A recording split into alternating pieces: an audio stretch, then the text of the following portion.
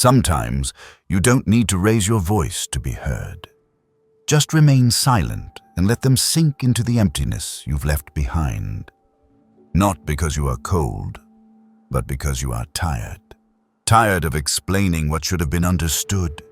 Tired of staying when you know your presence is only being consumed, not cherished. We often mistake strength for resistance, for sharp arguments, or an unyielding ego. But Stoicism teaches us the opposite. True power comes from self-mastery. It is when you know your worth so clearly that no validation is required. It is when you have the courage to walk away in silence, instead of staying to beg change from someone who refuses to grow. And in that silence, you begin to return to yourself no longer controlled, no longer needing to be understood. You don't need to win against anyone. You only need to be unbound. And that is where we begin. 1. Withdraw quietly and let them hear the echo of their own silence. Sometimes, awakening doesn't come when someone yells in your face, but when you quietly stand up, leave the room, and never look back.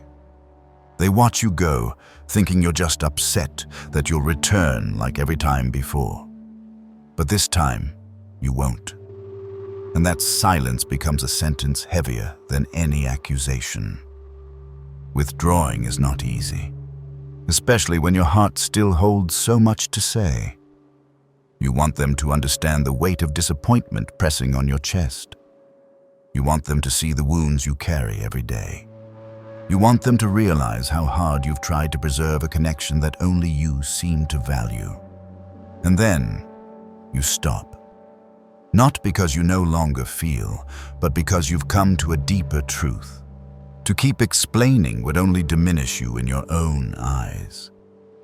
When others take your patience for granted, when they exploit your kindness as if it were an infinite resource, silence becomes the most profound wake-up call.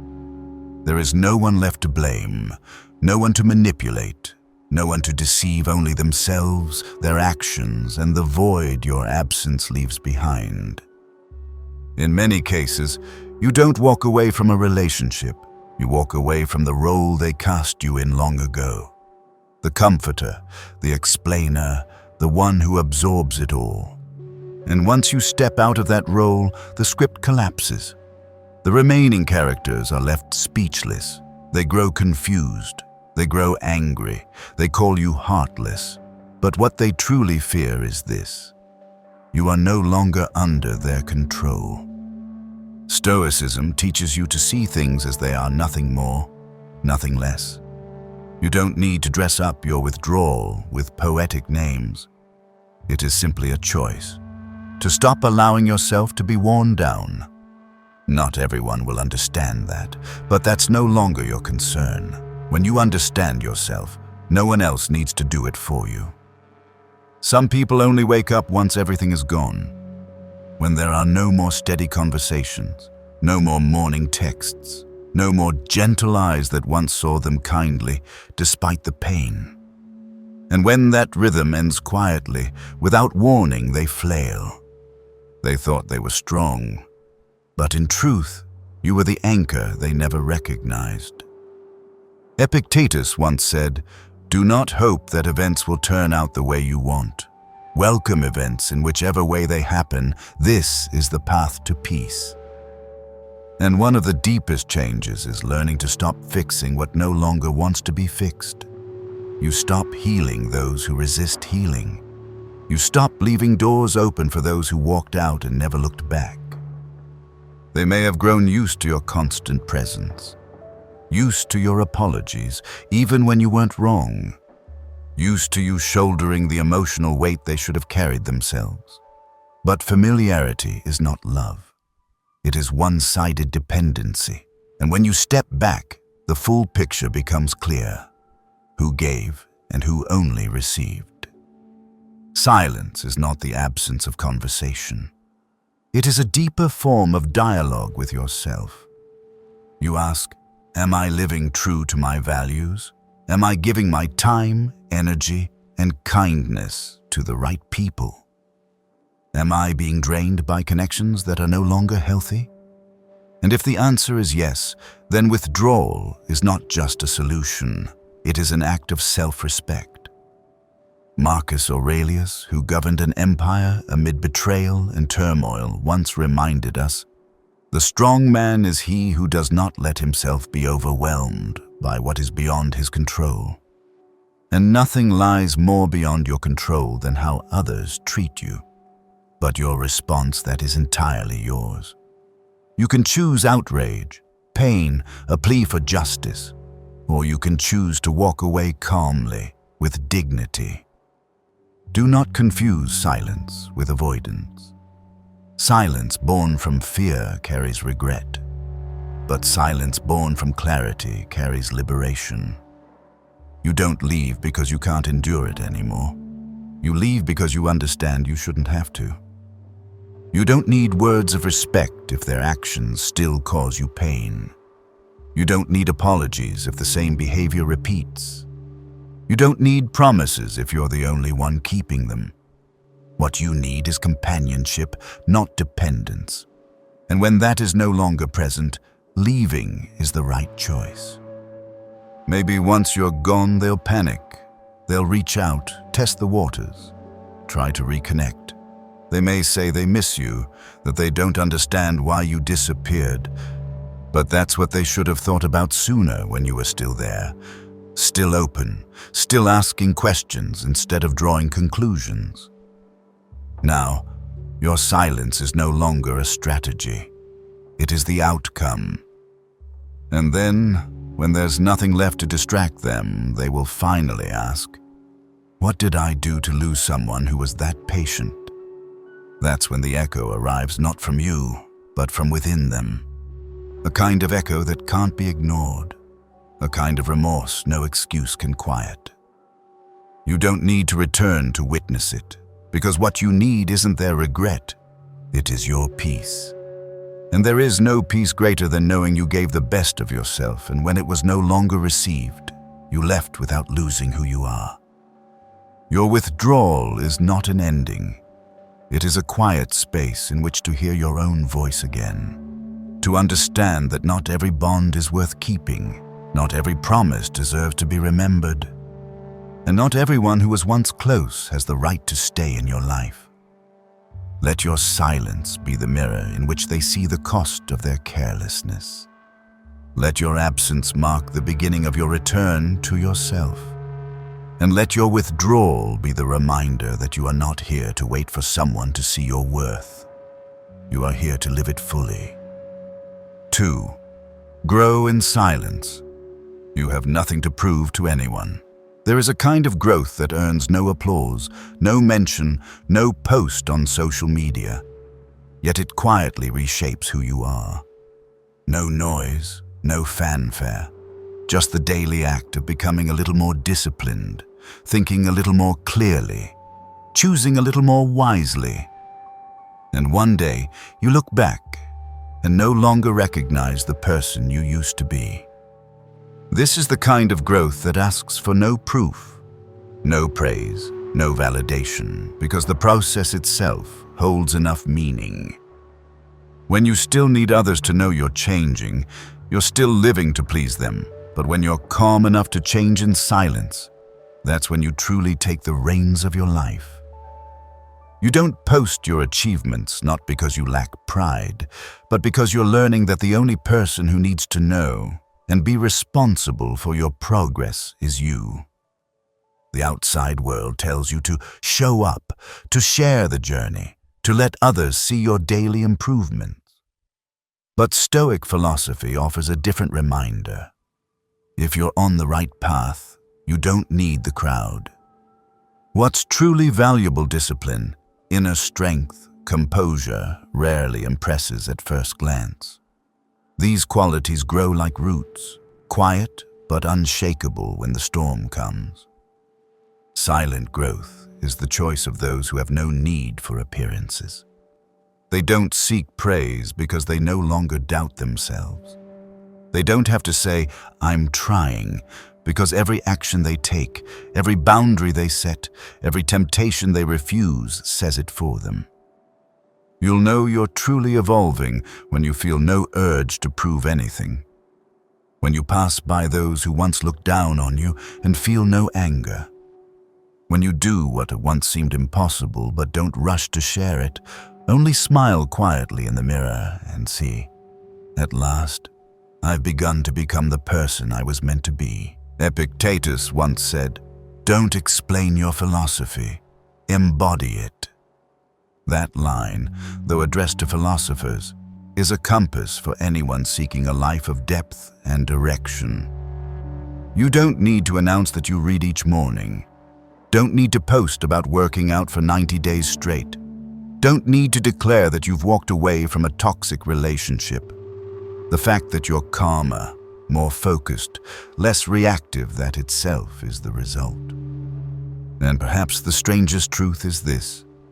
The moment you stop trying to prove yourself to others, you become quietly magnetic. People notice your steady presence when you walk into a room. They sense stability in your eyes. They see you speak less, but every word holds weight. They can't quite name what changed, but you're clearly not the same. Growing in silence doesn't mean you're closed off or distant. It means you've become selective about where your energy goes. You no longer feel compelled to narrate your journey. Not because you're hiding it, but because you know this. Truth needs no advertisement. What's real will speak for itself at the right time. You once craved validation. Who hasn't? But then you realized validation is a double-edged sword. It breeds dependency. It shapes you to match others' expectations. So instead of maturing in your own way, you begin to evolve for applause. And those applauses often come from people who know nothing of your inner battles. That's why many become visible but remain fragile. They build their lives upon others' eyes. They grow for effect, not for essence. They're like a viral flame online, bright for a moment, but unable to shine when night truly falls. In contrast, the one who grows in silence is like an oil lamp in a dark room. Not dazzling, but constant. Not overwhelming, but warm enough to walk through the night alone. And that's the most enduring kind of light. True success needs no audience. It requires consistency. It asks you to repeat small, boring acts, reading one more page, doing one more push-up, refusing one more distraction, thinking twice before reacting. No one sees the shift, but you feel it. Something within is realigning, and then, at a certain point, everything clicks like music you only hear when the world grows quiet. Someone might ask you, "Where have you been lately? You've gone so quiet." And you'll smile, because they don't know that in that silence, you've rebuilt the foundation of your life. You no longer show up where you're not needed. No longer comment on what doesn't concern you. No longer feel joy from being noticed. No longer feel pain from being ignored. You've returned to yourself. Stoicism doesn't teach you to run from the world. It teaches you to remain unshaken by it. And silent growth is how you cultivate that strength step by step, day by day, without fanfare, with quiet resolve. Remember, if you're growing and few are applauding, it doesn't mean you're on the wrong path. It may simply mean you're on the right one, but not the one the crowd would choose. And that is something to cherish. Silent growth is also how you stay out of the trap of comparison. Because you don't look sideways to measure speed. You don't define your worth by what others are doing. You only need one benchmark, the version of you from yesterday. If today you're calmer in the face of criticism, if you've said no to a pointless gathering, if you're clearer when temptation knocks, then you're improving. Even if no one sees it, even if no one acknowledges it, you feel it, and that is enough. You don't need to share your roadmap to prove you're progressing. You only need to show up in a meeting, a conversation, a tough situation as a calmer, clearer, deeper version of yourself, and that's enough for others to sense. Something has changed, though they may not be able to name it, because what you've changed is internal. When you grow in your own way, you also grow beyond the need to explain. You don't need to justify why you ended a relationship. Don't need to defend why you turned down an opportunity. Don't need to try to be understood, because those who truly understand you don't need the effort. And those who don't will twist your words no matter how well you explain. When growth is no longer a performance but a private journey, a strange thing happens. You begin to feel peace not because life gets easier, but because you're no longer pulled into the meaningless. You no longer chase attention, you begin to attract respect. Not because you try, but because people begin to see you're not the same. You've grown deeper, steadier, stronger, and quieter. And that makes you extraordinary in the most silent way. 3. Let go of emotion in the right place and reclaim mental sovereignty. There's a kind of pain that doesn't come from someone's behavior, but from your reaction to it. A dismissive look, a cold remark, a message left unanswered. None of these are inherently devastating until your mind begins to build a storm. You start to guess, interpret, analyze. You ask yourself dozens of questions with no answers. Then you grow angry, sad, offended, and you act not from reason, but from hurt. Emotions are natural reflexes. No one escapes them. But Stoicism doesn't teach you to become numb. It teaches you to let go at the right time, in the right place. Because if you don't choose where to place your emotions, someone else will. And most of the time, they'll place them where it benefits them, not you.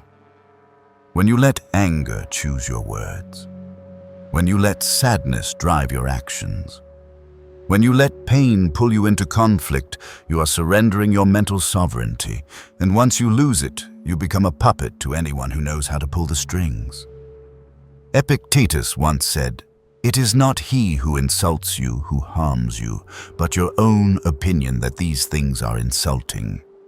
That means others can say whatever they want, but if you assign no meaning to it, it holds no power to hurt you. And here lies one of Stoicism's greatest teachings. Emotions are not the enemy, but to let emotion drive you without checking the map that's driving blind.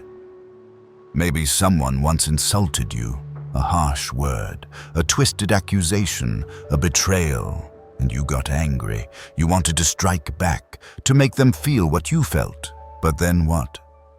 You felt relief for a moment and emptiness right after. Because that reaction didn't make you stronger. It only made you momentarily feel less pain. Like scratching a wound, it only bleeds more. Stoicism doesn't ask you to suppress emotions. It asks you to understand them, then choose your response. That's freedom. That's inner authority. You have the right to feel sad, to feel angry, to feel disappointed. But you don't have to turn every emotion into action. Not everyone who hurts you deserves a share of your emotions, and not every offense needs to be met with a battle. Have you ever asked yourself, why am I so easily affected? A glance, a comment, a silence. They trigger something inside you like a switch being flipped. But that's not fate. That's a habit, and habits can be rewritten. Self-control begins the moment you realize. You can feel without reacting.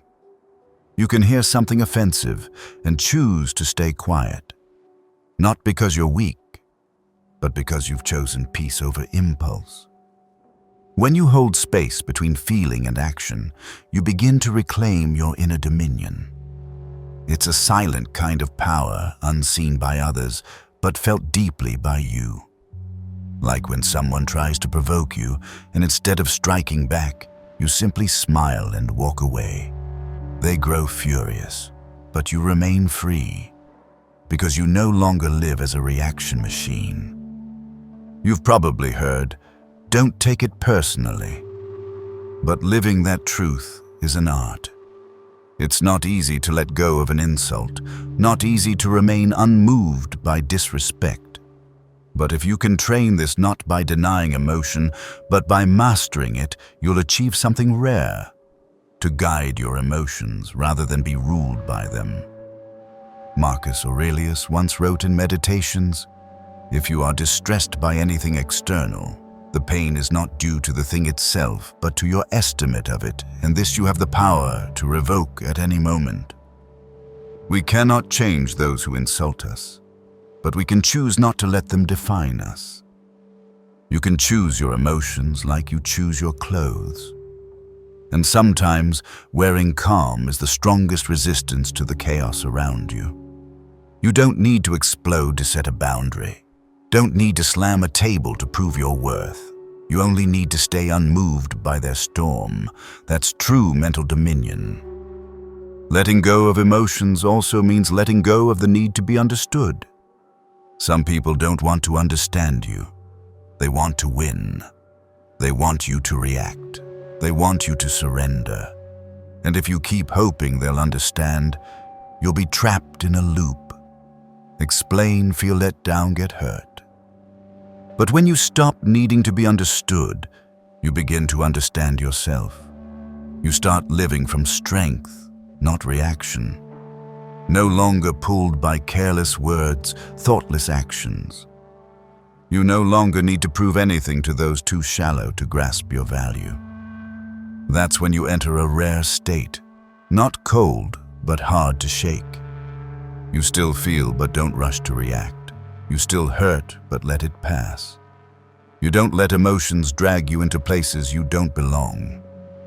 And so, you begin to live with a mind steady as stone, not because you lack emotion, but because you know when to let it rise and when to let it go. Imagine sitting quietly in a room while someone pounds at your door from outside. You don't have to rush out, scream, or demand they stop. You just don't open the door. Eventually, they'll grow tired. They'll leave. Because provocation only works when you respond. That's the power of emotional self-mastery. You don't lock your heart. You simply don't hand out the key to just anyone. Letting go of emotion doesn't mean you're indifferent. It means you're awake. It means knowing what's worth your emotional investment, knowing when to speak and when to remain silent. Not letting one moment of anger ruin a peaceful day. Not letting one careless remark shake a deeply rooted mind. You don't need to control the world. You only need to control how you move through it. And when you master that, you're not just living. You're living with sovereignty. 4. Unspoken boundaries. The quiet power of a new standard.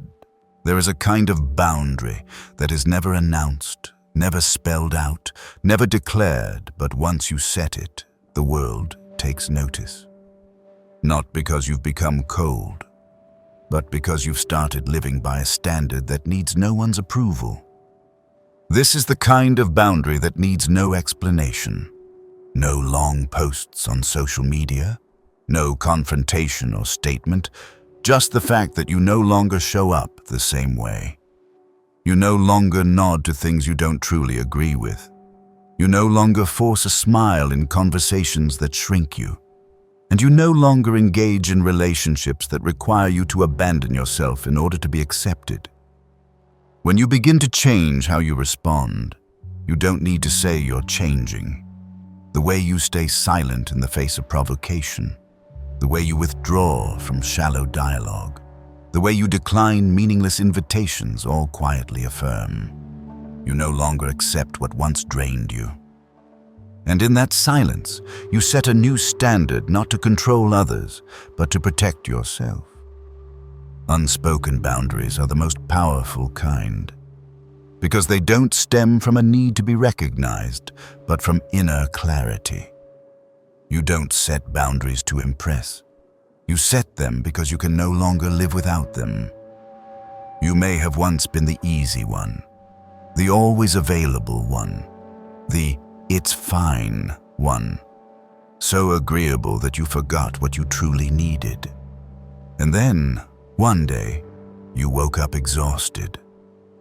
Not because you gave too much, but because you gave to the wrong people in the wrong ways for far too long.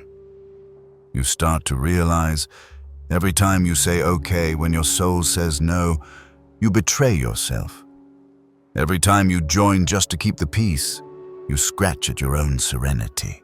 And every time you explain yourself to someone who doesn't care to understand, you waste the most precious part of yourself, your clarity.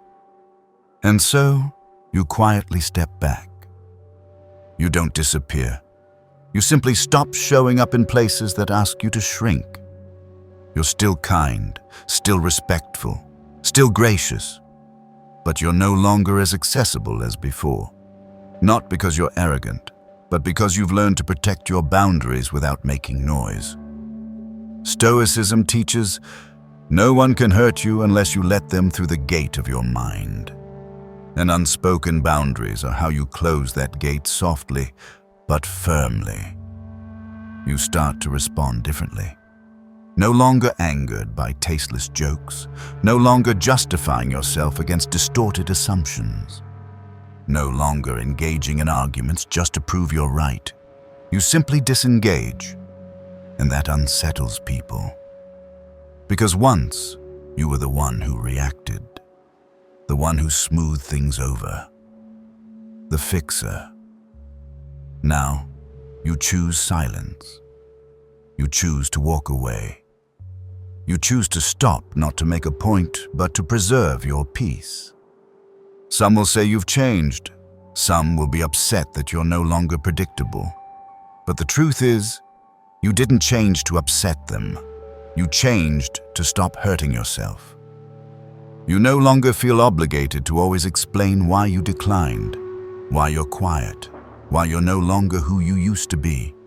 You no longer feel guilty for drawing the line. You simply understand this. If they respect you, they will understand. And if they don't, then you need that boundary more than ever. Unspoken boundaries are the kind that make others unable to manipulate you with emotion, unable to use your guilt to demand from you, unable to wear the victim role to reel you back in. Because now, you live by standard, not by reaction. And that standard isn't written on paper. It's etched into how you choose to act, in how you walk away without drama, in how you stay silent amid blame, in how you no longer reply instantly like before, in how you no longer join hollow conversations just to be polite. You no longer seek to be liked by everyone. You just want to live in alignment with your values. You know what? Some people once saw you as easygoing, approachable, always helpful, and now that you're living with boundaries, they're uncomfortable. But that discomfort doesn't mean you're wrong. It only means they once benefited from your lack of boundaries. Epictetus said, "You cannot control others' behavior, but you can control whether or not you continue to tolerate it." And unspoken boundaries are a refusal not to others, but to your former self. The one who tolerated too much to keep outer peace while losing inner peace. You don't need to wait until you're angry to set a boundary. You can set it the moment you sense your presence is being taken for granted. And you don't need to say, "I'm hurt by this." You just need to step back, then step back again, until you're far enough not to be hurt anymore. Boundaries are not fences, they are doors. Those who knock, you open. Those who shove, you lock out. Those who understand your silence won't need long explanations. Those who don't, you shouldn't waste your words on them. And here's the beautiful thing. Once you live with clear boundaries, you begin to attract others who have boundaries too. People who don't drain you with constant reminders. People who respect your space. People who don't ask you to sacrifice yourself to maintain connection. That's when you rise to a new energy level where relationships are built on clarity, not compromise. Not everyone will be sensitive enough to notice the boundaries you've set, but the mature ones will feel it. They'll understand why you don't join in a gathering that doesn't suit you, why you stay silent in conversations soaked in negativity, why you don't respond to messages that only come when they need something, and they'll respect it because they live the same way. That's the essence of unspoken boundaries. They need no validation. They only require your consistency.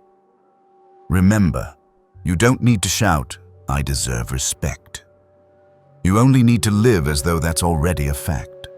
And those who don't respect you, they will quietly remove themselves from your space. 5. Leave with dignity, a quiet exit that cannot be ignored. There are departures with no doors slammed, no farewells spoken, no tears shed, yet they echo long after. Because the silence at your leaving is not an escape. It is a declaration. I no longer permit myself to be wounded. When you walk away in peace with no demand for emotional debt, no request for apology, no need for an audience, that's when you show the strength of a soul that has weathered storms and still chooses calm as its refuge. Some leave in shouts, some in rage, but those who leave with dignity, they leave behind a silence that forces others to look inward. They don't seek revenge. They don't threaten. They are simply no longer there, and that, more than anything, is what others remember. You may have forgiven many times, returned, convinced yourself that everyone changes eventually, but then you learn a lesson only experience can teach. Those who refuse to understand will never hear you, no matter how much you say. And so, you choose the one thing you can control, your presence. You disappear not to make them regret, but so you no longer have to regret staying too long. Leaving with dignity doesn't require a final statement. It doesn't need to be dressed in words like, "I'm done" or "I've had enough." You don't need to emphasize anything. You just stop and stop completely. And then one day, they'll realize your silence is something they cannot manipulate. They were used to you texting first, used to you stepping down, used to you explaining, softening, returning, but not this time. And they feel a different kind of void, not because you're angry, but because you're finished. Marcus Aurelius once wrote, "If someone behaves badly, that's their problem, but if you let it disturb your peace, that's yours." And the moment you remove yourself from spaces that hurt you with no more back and forth, no more fixing, you are choosing peace, not victory. Because the truth is, you don't need to win. You need to be free. Free to live without walking on eggshells, without shrinking yourself, without wondering how they'll treat you today. When you no longer live in the shadow of being misunderstood, devalued, or treated as optional, that's when you begin to truly live. Some will call your withdrawal selfish, but they didn't see the nights you stayed awake, the messages you typed but never sent, the times you bit your tongue to protect something only you valued. They didn't see, and they don't need to. You walk away not needing them to understand, because you no longer rely on their agreement to live aligned with your values. And then, day by day, you start to feel something different within yourself. Your heart feels wider, your vision clearer, your body lighter. Not because life got easier, but because you laid down a weight that was never yours to carry. You begin to recall the moments you smiled through discomfort, the times you said, "I'm fine," while your chest was heavy. You realize it wasn't the relationship that drained you, it was the constant self-editing to sustain it. And now, without having to stretch anymore, you feel returned to yourself. Leaving with dignity is also an act of love. Not for them, for yourself. It's when you say, "I deserve something healthier." I don't need to prove myself to someone who refuses to see me. Epictetus once said, "Don't expect others to understand you if they haven't even understood themselves." And you cannot keep pouring yourself into broken vessels. You cannot keep explaining your feelings to those who cannot listen with their heart. So you disappear, light as air. No resentment left behind, no hope for their downfall, no need for apology. You simply wish they live well, just not with you. That is the quiet nobility only someone who has known deep hurt can give. And slowly, they will begin to realize. Not the next day, not the moment you leave, but when they meet someone new who lacks your patience, who lacks your depth, who doesn't invest like you did, and when they search for you in someone else's eyes and find nothing, that's when they'll understand. Some things, once lost, cannot be found again. You don't need to stay for them to realize that.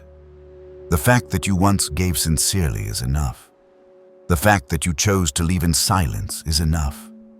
And the fact that you never looked back is your final answer. I used to think strength meant saying everything I felt. But then I realized sometimes real strength lies in holding what needs to be held, releasing what needs to be released, and remaining silent at the exact moment your heart wants to erupt. Not because you're afraid of confrontation, but because you've learned. Not every battle is worth entering, and not everyone deserves the most honest version of your emotions. The deeper I go into Stoic philosophy, the more I see that true freedom doesn't come from making others listen.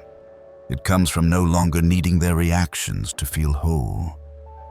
You don't need to prove anything. You don't need to explain. You don't need anyone to regret losing you. All you need is to live quietly, intentionally, and in alignment with the standard you've chosen. And if someone is perceptive enough to notice that change, they'll understand. You didn't walk away because you were weak. You walked away because at last you were strong enough not to stay. If you feel these words reflect your own journey, don't forget to like, subscribe, and turn on the notification bell so you won't miss the next videos. Each week, we'll take another step forward, no rush, just in the right direction. Because sometimes, the way you quietly walk away from what no longer deserves you is the loudest declaration of who you're becoming. See you in the next video.